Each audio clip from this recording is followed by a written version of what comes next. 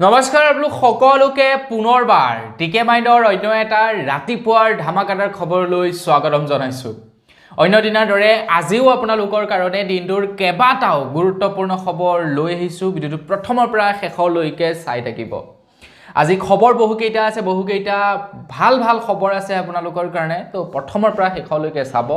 আৰু যদি আপোনালোকৰ খবৰ কেইটা চাই ভাল লাগে তেন্তে লাইক এটা কৰি থৈ যাব। আৰু আপোনালোকে যদি ইনষ্টাগ্ৰামত মোৰ ভিডিঅ' চাব বিচাৰে তেন্তে মোৰ ইনষ্টাগ্ৰাম আইডি হৈছে tkmine.real, ফলো কৰি ল'ব, নতুবা ভিডিঅ'ৰ ডেছক্ৰিপশ্যনত লিংক দিয়া আছে, আপোনালোকে ফলো কৰি ল'ব। তাতো মই সৰু খবৰবিলাক আপলোড কৰি থাকোঁ। আগবাঢ়িছোঁ আজিৰ প্ৰথমটো খবৰ ফালে। প্ৰথম খবৰটো ওলাইছে অৰুণোদয় আঁচনিৰ ওপৰত। তো অৰুণোদয় আঁচনিৰ হিতাধিকাৰীসকলে কিমান টকাকৈ পায়? 1250 টকাকৈ পায় বৰ্তমান সময়ত প্ৰত্যেক মাহ। এতিয়া এজন ধনী মানুহৰ কাৰণে 1250 টকাটো তেনেই নগণ্য, হয়নে নহয়? এজন ধনী মানুহে যেতিয়া নেকি গাড়ীখন লৈ ওলাই যায় তেখেতৰ 1000-1200 টকা এনেই খৰচা হৈ গুচি যায়। কিন্তু এঘৰ দুখীয়া মানুহক যদি 1250 টকা দি দিয়া যায় তেন্তে তেওঁলোকে 3-4 দিন বা এসপ্তাহ সুন্দৰকৈ চলি যাব পাৰে সেই 1250 টকাটো। পাৰ্থক্য ক'ত? পাৰ্থক্য হৈছে লাইফষ্টাইলত। ধনী মানুহৰ ধনীভাৱে খৰচা, দুখীয়া মানুহৰ দুখীয়া খৰচা। গতিকে ধনী মানুহে 1200 টকা এদিনত উৰাই দিয়ে, দুখীয়া মানুহে সেই 1200 টকাটো এসপ্তাহ চলাই দিয়ে। আৰু অসম চৰকাৰে যি 1250 টকাকৈ দিছে, তো দুখীয়া মানুহৰ কাৰণে সেয়া ক'বলৈ গ'লে যথেষ্ট পৰিমাণৰ হেল্পফুল হয় সেই 1250 টকাটো দি। এতিয়া ধনী মানুহৰ মতে সেই 1250 টকাটো একোৱেই নহয়। কিন্তু তাৰ পাছতো অসমৰ মুখ্যমন্ত্ৰী ডক্টৰ হিমন্ত বিশ্ব শৰ্মাদেৱে ঘোষণা কৰিছে যে আমাৰ অসমৰ প্ৰায় 682 জন চৰকাৰী কৰ্মচাৰীয়ে অৰুণোদয় আঁচনিৰ পইচা লাভ কৰে। 682 জন চৰকাৰী কৰ্মচাৰীয়ে অৰুণোদয় আঁচনিৰ পইচা লাভ কৰে। ইয়াতকৈ আৰু লাজৰ বিষয় কিবা হ'ব পাৰেনে বাৰু? যিসকল চৰকাৰী চাকৰিয়ালে নেকি প্ৰত্যেক মাহে 20ৰ পৰা 40,000 50,000 টকাৰ ভিতৰত দৰমহা লাভ কৰে, সেই চৰকাৰী চাকৰিয়ালবিলাকে 1250 টকাটোলৈ মাথা মাৰিব লাগেনে? চাওকচোন বাৰু। এতিয়া মন্ত্ৰী হিমন্ত বিশ্ব শৰ্মাদেৱে কৈছে সেই 682 জন যি চৰকাৰী চাকৰিয়ালে নেকি অৰুণোদয় আঁচনিৰ পইচা লাভ কৰে তেওঁলোকৰ নাম পাব্লিক কৰিব বুলি কৈছে। পাব্লিকেলি সকলোকে জনাই দিব বুলি জনাইছে। আৰু বিৰাটেই ভাল পাম যদি এই কামটো মুখ্যমন্ত্ৰী ডাঙৰীয়াই কৰি দিয়ে। আৰু যিসকল চৰকাৰী চাকৰিয়ালে সেই পইচাখিনি ইমান দিনৰ পৰা খাই আছিলে, মোৰ মতে তেওঁলোকক একেলগতে ৰিফাণ্ড কৰিবলৈ ক'ব লাগে সুদে মূলে। এইটো নহয় যেন কেৱল পইচাটোকে ৰিফাণ্ড দিব, ন বাবা, গোটেই সুদে মূলে ৰিফাণ্ড দিব লাগিব। তো তেনেকুৱা ধৰণৰ ছিষ্টেম কৰিব লাগে। আগবাঢ়িছোঁ ইয়াৰ পাছৰটো খবৰ ফালে। আপোনালোকে বাৰু কেতিয়াবা ভাতৰ কাৰণে কান্দি পাইছেনে? আপোনালোকে কেতিয়াবা ভাতৰ বাবে মানুহ মৃত্যুমুখত পৰা আপোনালোকে দেখা পাইছেনে? আমি দৈনিক বহু ভাত পেলনি কৰোঁ। আমি দৈনিক বহুতো খাদ্য পেলাই দিওঁ আমাৰ ঘৰত। আমি হয়তো ক'ৰবাত ডাষ্টবিনত পেলাওঁ, নহ'লে ক'ৰবাত জাবৰৰ দমত আমাৰ দৈনিক ঘৰখনত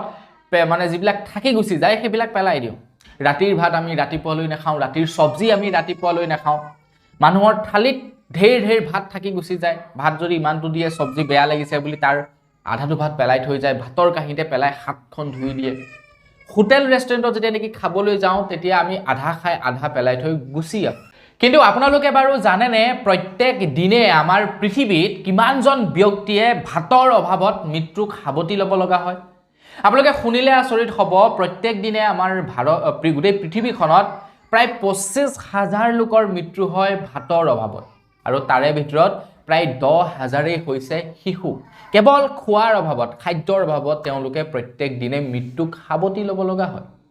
আৰু আমাৰ ভাৰতবৰ্ষত প্ৰত্যেক বছৰে, কেৱল আমাৰ ভাৰতবৰ্ষত প্ৰত্যেক বছৰে 78.2 মিলিয়ন টন খাদ্য ৱেষ্ট হয়। যিবোৰ খাদ্য নেকি আমি ক'ৰবাত ডাষ্টবিনত পেলাই দিওঁ। প্ৰায় 78.2 মিলিয়ন টন ভাত। কিমান হ'ব পাৰে বাৰু এবাৰ আপোনালোকে ভাবি চাওকচোন। 78.2 মিলিয়ন টন ভাত প্ৰত্যেক বছৰে আমি আমাৰ ভাৰতত পেলনি কৰোঁ। এতিয়া আমি আমাৰ যিবিলাক পেলনীয়া ভাত আছে, পেলনীয়া যিবিলাক খাদ্য আছে, যিবোৰ নেকি আমাৰ ঘৰত থাকি গুচি যায়, সেইবোৰ বাৰু আমি পেক কৰি এজন খাবলৈ নোপোৱা ব্যক্তিক দিলে আমাৰ অকণমান হ'লেও ভগৱানে আশীৰ্বাদ নকৰিবনে বাৰু? আমি দৈনিক কিমান তেনেকুৱা খাদ্য পেলাই থাকোঁ। বা যিসকলৰ ওচৰত নেকি ঢেৰ ধন সম্পত্তি টকা পইচা আছে তেওঁলোকেতো মৰিলে সেই ধন সম্পত্তি টকা পইচা লৈ নাযায় গতিকে তেওঁলোকে এটলিষ্ট মাহেকৰ মূৰত যদি 10জন ব্যক্তিক পেট ভৰাই ভাত খুৱাই দিব পাৰে তো তেওঁলোকৰ কিমান পুণ্য হ'ব ভাবক প্ৰত্যেক দিনে 25,000 লোকৰ মৃত্যু হয় কেৱল খাদ্যৰ অভাৱত বাকীবিলাক বাদে দিছোঁ কেৱল খাদ্যৰ অভাৱত 25,000 লোকৰ মৃত্যু হয় আগবাইছোঁ ইয়াৰ পাছৰটো খবৰ ফালে আহি আছে 31 ডিচেম্বৰ 31 ডিচেম্বৰ দিনাখন আমাৰ অসমত বৰ্তমান সময়ত সকলোৱে পাৰ্টি কৰে ৰাতি পাৰ্টি কৰে দিনত পাৰ্টি কৰে জানুৱাৰী বুলি পাৰ্টি কৰে তো পাৰ্টি বুলি ক'লে আজিকালি যেন মদৰ এক আড্ডা বহিবই সেইটো সাধাৰণ কথা সৰুৰ পৰা ডাঙৰলৈকে সকলোৱে খুৰা সেৱন কৰে 31 ডিচেম্বৰ তাতে আজি হৈছে বৰদিন তো বন্ধু বান্ধৱীসকল অসম চৰকাৰৰ ফালৰ পৰা এতিয়া 31 ডিচেম্বৰ উপলক্ষে কেইটামান নতুনকৈ নীতি নিৰ্দেশনা জাৰি কৰিছে বাইক চালকসকলৰ কাৰণে গাড়ী চালকসকলৰ কাৰণে আপোনালোকেও যদি বাইক গাড়ী চলায় তেন্তে সাৱধান হওক আপোনালোকৰ কাৰণে 31 ডিচেম্বৰৰ উপলক্ষে জাৰি কৰা হৈছে কেইবাটাও নতুন নিয়ম তো সেই নিয়ম কেইটা কি প্ৰথমটো নিয়ম হৈ গ'ল যিসকল লৰাই নেকি বাইক ষ্টাণ্ট কৰে তেওঁলোকৰ খবৰ দিবলৈ কৈছে অসম আৰক্ষীক আৰু তেওঁলোকক জেললৈ প্ৰেৰণ কৰা হ'ব বুলি জনাইছে যিসকলে নেকি বাইক ষ্টাণ্ট কৰে মদ্যপান কৰিয়ে হওক বা মদ্যপান নকৰিয়ে হওক মুঠৰ ওপৰত ৰাস্তাত যিসকল লৰাই বাইক ষ্টাণ্ট কৰে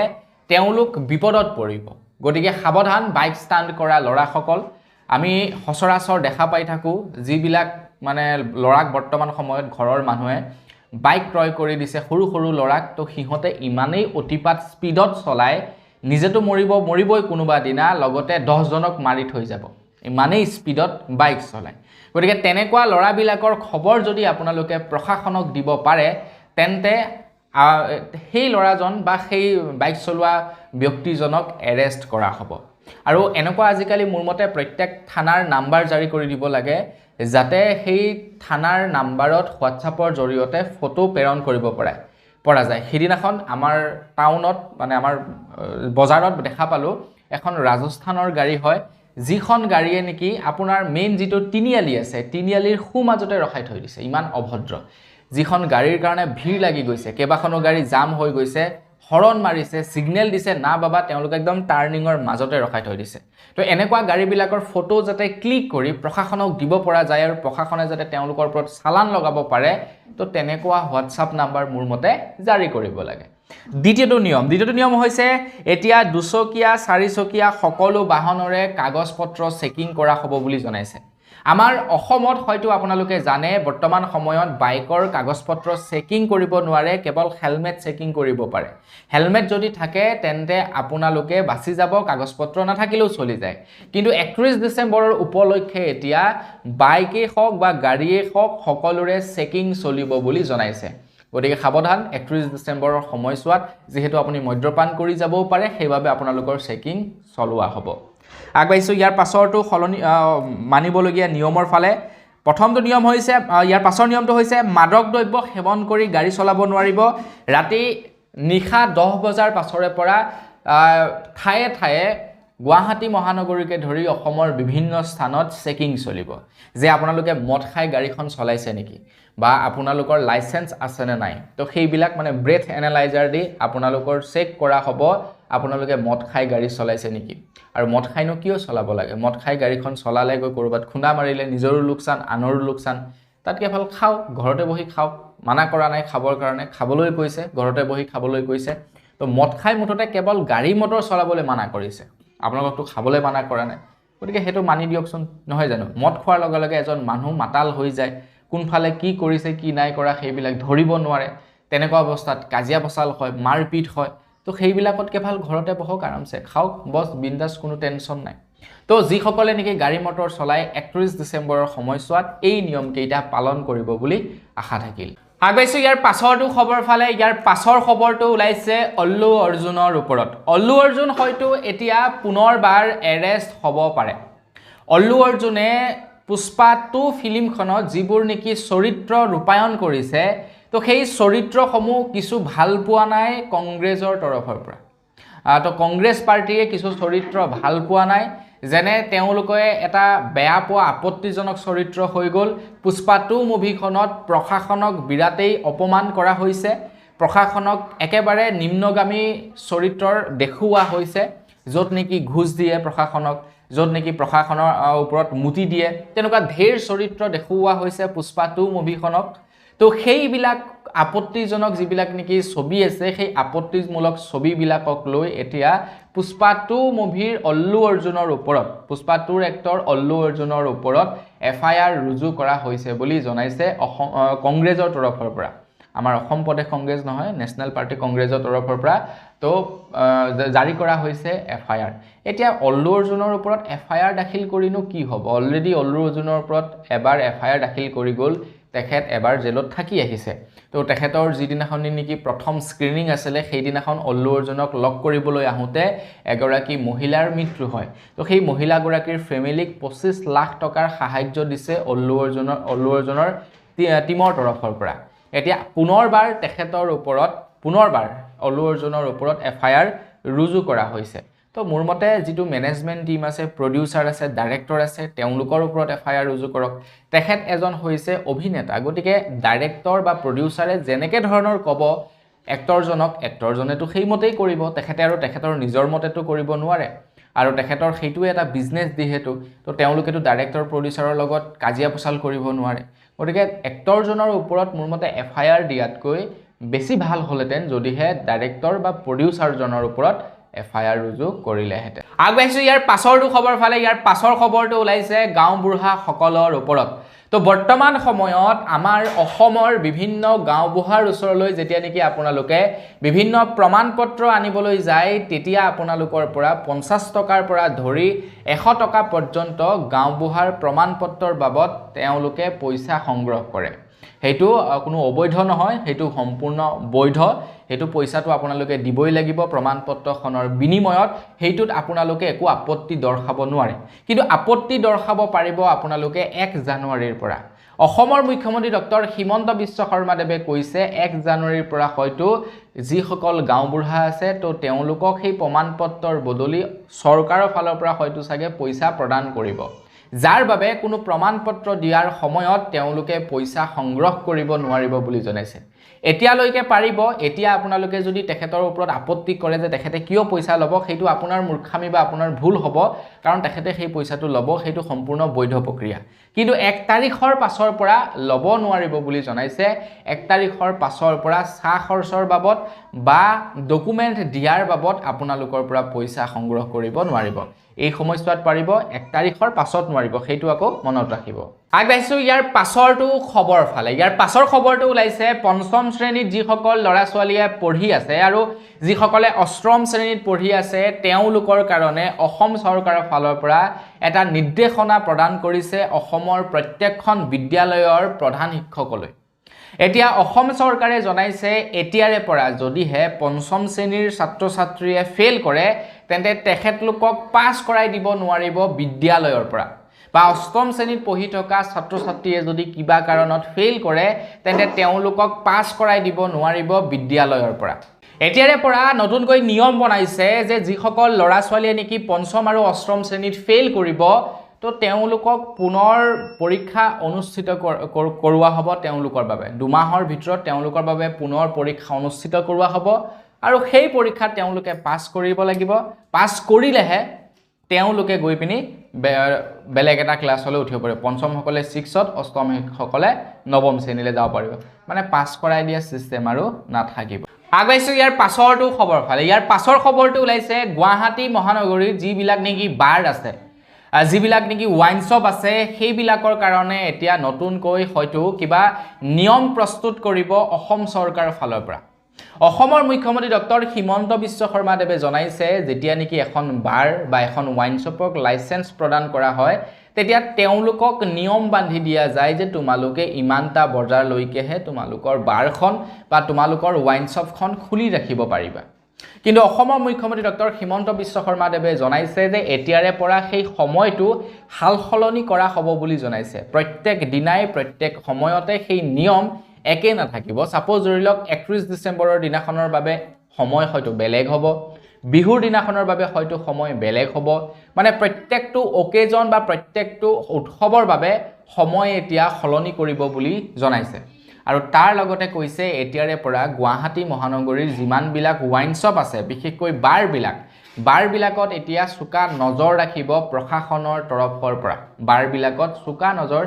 ৰাখিব বুলি জনাইছে অসমৰ মুখ্যমন্ত্ৰী ডক্টৰ হিমন্ত বিশ্ব শৰ্মা দেৱে আগবাইছো ইয়াৰ পাছৰটো খবৰ ফালে ইয়াৰ পাছৰ খবৰটো ওলাইছে ভাৰতৰ নিবনুৱাসকলৰ কাৰণে এটা ভাল খবৰ ওলাইছে তো ভাল খবৰটো দিয়াৰ আগত যদি খবৰ কেইটা চাই ভাল লাগিছে তেন্তে লাইক এটা কৰি থৈ যাব অসমৰ নিবনুৱা লগতে ভাৰতবৰ্ষৰ নিবনুৱাসকলৰ কাৰণে ওলোৱা ভাল খবৰটো হৈছে ৰেলৱে ডিপাৰ্টমেণ্টত প্ৰায় ৩২,৪৩৮টা খালী পদ ওলাইছে য'ত নেকি দশম শ্ৰেণী উত্তীৰ্ণ ছাত্ৰ-ছাত্ৰীসকলে আবেদন কৰিব পাৰিব বয়স 18ৰ পৰা 23 বছৰৰ ভিতৰত হ'ব লাগিব 23 জানুৱাৰীৰ পৰা 22 ফেব্ৰুৱাৰীৰ ভিতৰত সকলোৱে আবেদন কৰিব পাৰিব বুলি জনাইছে 23ৰ লিমিট নহয় সৰি 18ৰ পৰা ওপৰৰ যিসকল ল'ৰা ছোৱালী থাকিব তেওঁলোকে আবেদন কৰিব পাৰিব বুলি জনাইছে আপোনালোকে আবেদন কৰিবলৈ হলে ইণ্ডিয়ান ৰেলৱে ডিপাৰ্টমেণ্টৰ অফিচিয়েল পৰ্টেলত গৈ আবেদন কৰিব পাৰে যিসকলৰ ইচ্ছা আছে ৰেলৱে ডিপাৰ্টমেণ্টত কিবা এটা কৰিবৰ কাৰণে তো তেওঁলোকে আবেদন কৰক নহয় নহয় বেলেগত পইচা দিব নালাগে আবেদন কৰক জেনুইনলি চাকৰি লওক বেলেগত এনে পইচা পাতি দি সময় নষ্ট কৰিব নালাগে 1 জানুৱাৰীৰে পৰা যিবিলাক মোবাইল নেকি 10 বছৰ পুৰণি মোবাইল বিলাকত এতিয়া হোৱাটছআপ নচলিব বুলি জনাইছে মানে যিবিলাক নেকি পুৰণি এন্ড্ৰইড যিবিলাকৰ এন্ড্ৰইড ভাৰ্চনটো পুৰণি হৈ গ'ল এন্ড্ৰইডৰ আপডেট নহা হৈ গ'ল যিবিলাক পুৰণি মোবাইল তো সেই পুৰণি মোবাইল বিলাকত এতিয়া হোৱাটছআপ নচলিব বুলি জনাইছে আপোনাৰ যদি 10 বছৰ পুৰণি এন্ড্ৰইড মোবাইল আছে তাত আপোনালোকে এন্ড্ৰইডটো হোৱাটছআপটো বাদেই এই মোবাইলটোকে চলাই লাভ নাই কাৰণ 10 বছৰ পুৰণি মোবাইলটোত চাগে কিমান হেং মাৰিব ঠিক নাই কেনেকৈ চলাই আছে আপোনালোকে গতিকে মোবাইলটো সলনি কৰক নতুন মোবাইল এটা লওক 5G মোবাইল বা 4G যিয়ে নহওক নতুন এন্ড্ৰইডৰ এটা লওক পুৰণি এন্ড্ৰইড বিলাকত হোৱাটছআপ নচলিব বাকি ইউটিউবটো বন্ধ কৰিলেই প্ৰায়বিলাক এন্ড্ৰইডতে পুৰণি এন্ড্ৰইডত কাৰণ ইউটিউবে আপডেট ননা হৈ গ'ল সেইবিলাক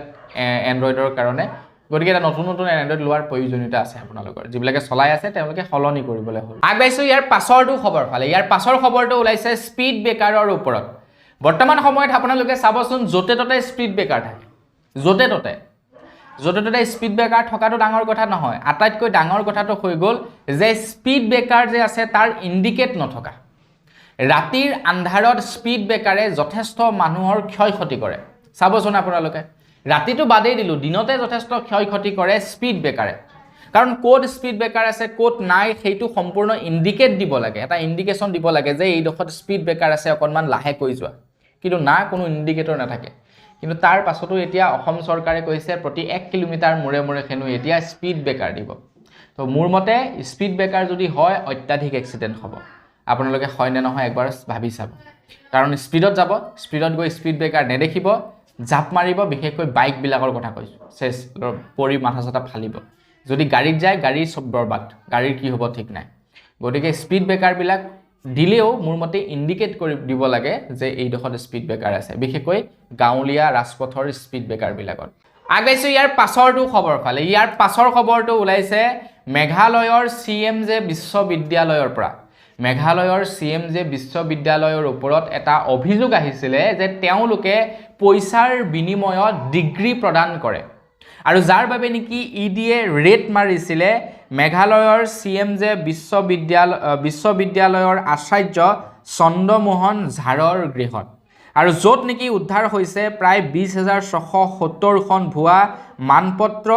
আৰু লগতে পোহৰলৈ আহিছে প্ৰায় 83.52 কোটি টকাৰ এক বৃহৎ কেলেংকাৰী য'ত নেকি 48.76 কোটি টকাৰ সা সম্পত্তি জব্দ কৰিছে আৰু লগতে 1.53 কোটি টকা নগদ ধন জব্দ কৰিছে ইডিৰ তৰফৰ পৰা চাওক আজিকালি পইচাৰ বিনিময়তো সাৰ্টিফিকেট পোৱা যায় গতিকে পঢ়িব লাগে কিয় পইচা দিলে সাৰ্টিফিকেট পালে কাম বস হৈ গ'ল আগবাইছো ইয়াৰ পাছৰটো খবৰ ফালে ইয়াৰ পাছৰ খবৰটো ওলাইছে দিল্লীৰ পৰা কিমান আৰু আপোনালোকে অসমৰ খবৰে শুনিব এবাৰ দিল্লীৰ খবৰ এটা দিওঁ দিল্লীৰ প্ৰাক্তন মুখ্যমন্ত্ৰী অৰবিন্দ কেজৰিৱালে প্ৰতিশ্ৰুতি দিছে নিৰ্বাচনী প্ৰতিশ্ৰুতি দিছে দিল্লীত 24 ঘণ্টাই সাফা পানী থাকিব তো দিল্লীত 24 ঘণ্টাই কাৰেণ্টৰ তেওঁলোকে প্ৰতিশ্ৰুতি দিছিলে সেই মৰ্মে কাৰেণ্টৰ প্ৰতিশ্ৰুতি তেওঁলোকে পূৰণ কৰিছে দিল্লীত 24 ঘণ্টাই কাৰেণ্ট থাকে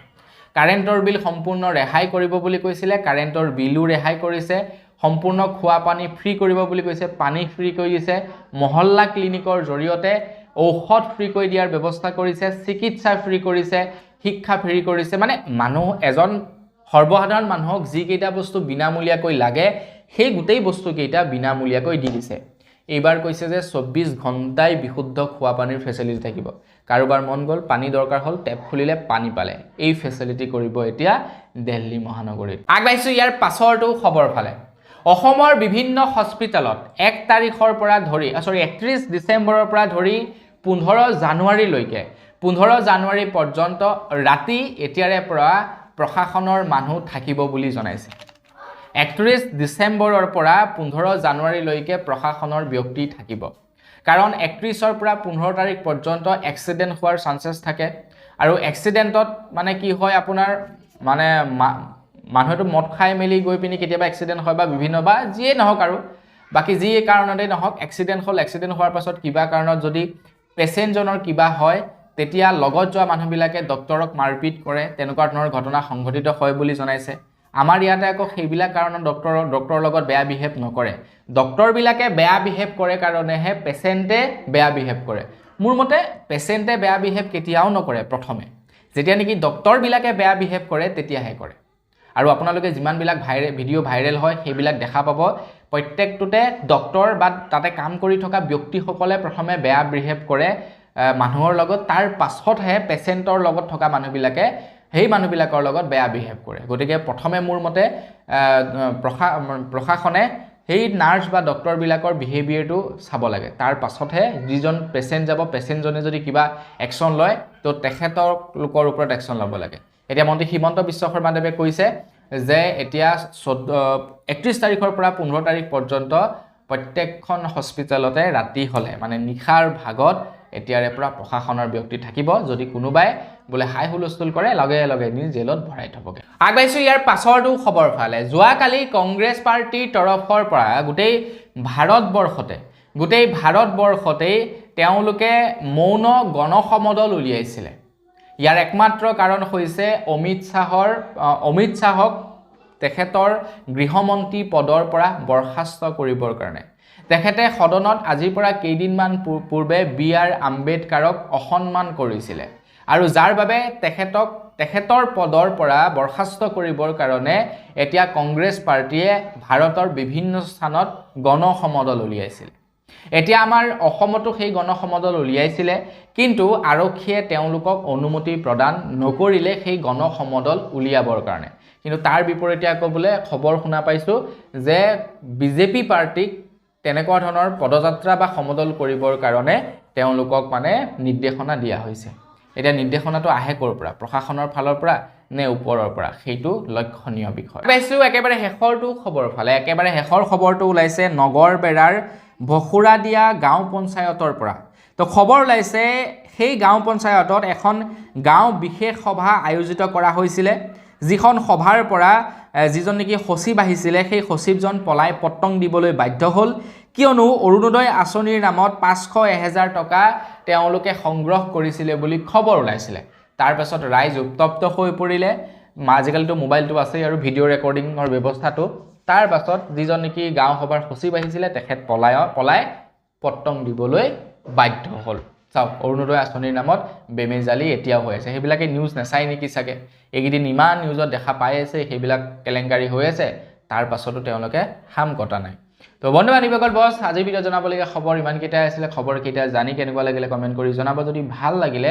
লাইক এটা কৰিব, চেনেল যদি ছাবস্ক্ৰাইব কৰে ছাবস্ক্ৰাইবটো কৰি ল'ব। পুনৰ এটা ভিডিঅ' লগ পোৱাৰ আশা বিদায় মাগিছোঁ। ধন্যবাদ। জয় অসম।